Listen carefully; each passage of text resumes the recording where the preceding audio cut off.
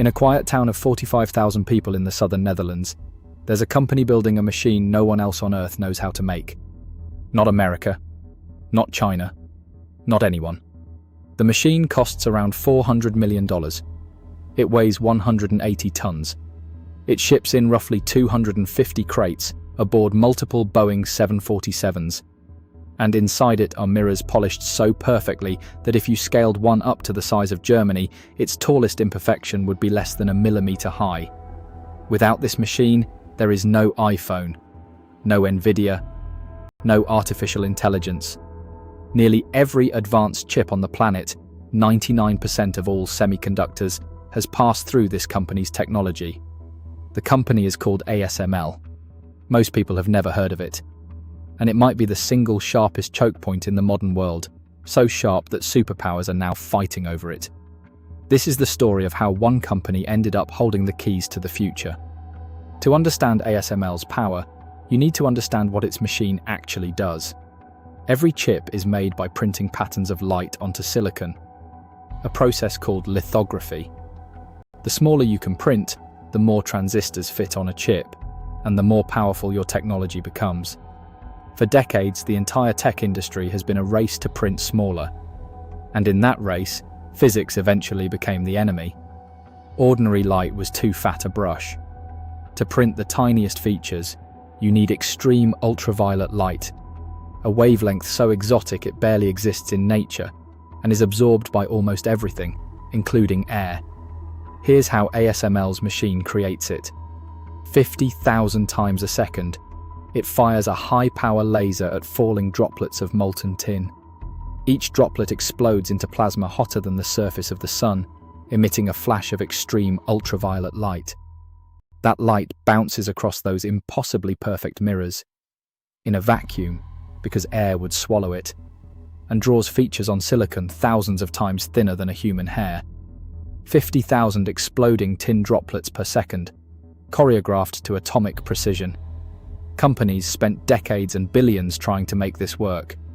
Everyone else gave up. Nikon and Canon, the giants of the previous era, walked away. One company did not. ASML started in 1984 as a small joint venture spun out of Philips in Veldhoven, famously beginning its life in a leaky shed. For years, it was an underdog fighting Japanese giants. Its bet was extreme ultraviolet. The project was so hard, so expensive, and so long, over 2 decades of development, that it consumed everyone who tried it.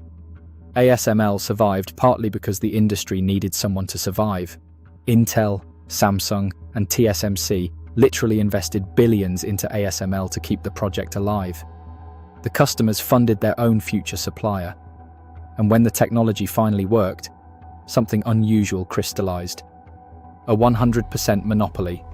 Not a dominant share. Not a lead. All of it.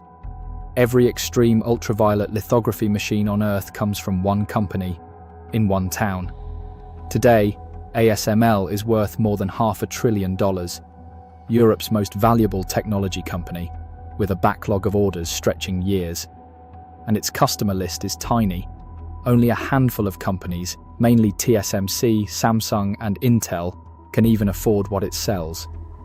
Think about the shape of that.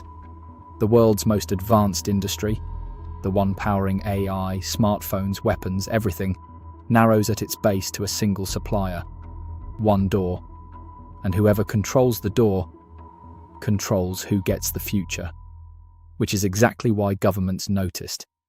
Starting in 2019, under pressure from Washington, the Dutch government began blocking ASML from selling its most advanced machines to China.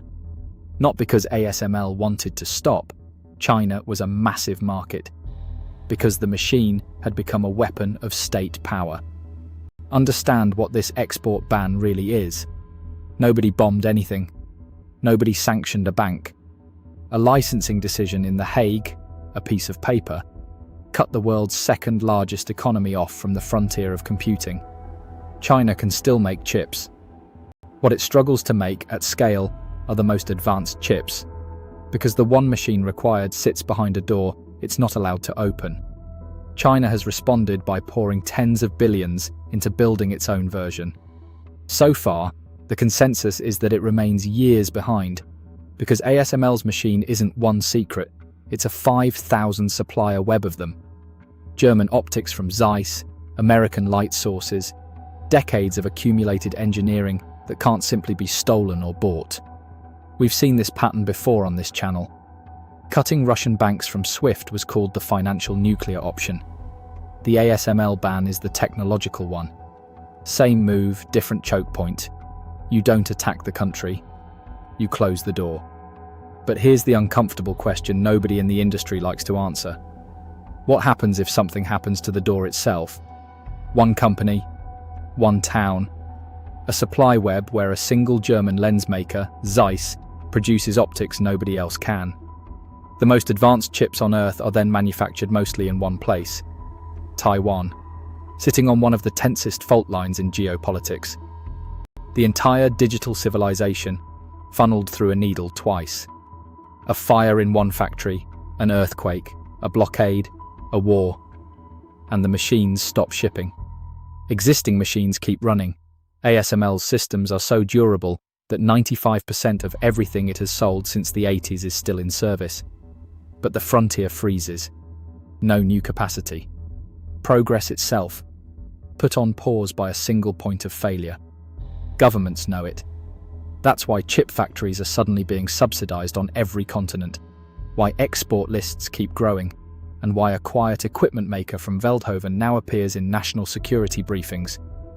When one company is the bottleneck for the future, its factory floor becomes geopolitical terrain. Step back and count the doors with us, because this is the fourth one. A few carriers control the ships that move your goods. One network in Belgium moves the world's money messages. A few balance sheets in Zurich and Munich decide which risks civilization takes. And one company in a Dutch town decides who computes at the frontier. 4 industries. 1 architecture.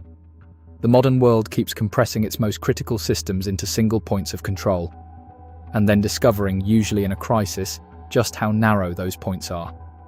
Next time, we go underwater. Because everything we've covered, the money, the messages, the trade, physically travels through a few hundred cables lying on the ocean floor. Cables that can be cut with an anchor, guarded by almost no one, repaired by a tiny, aging fleet of ships almost nobody has ever seen. Because the deepest truth about the modern world is this: it doesn't run on countries. It runs on choke points, and the people who hold them rarely hold elections.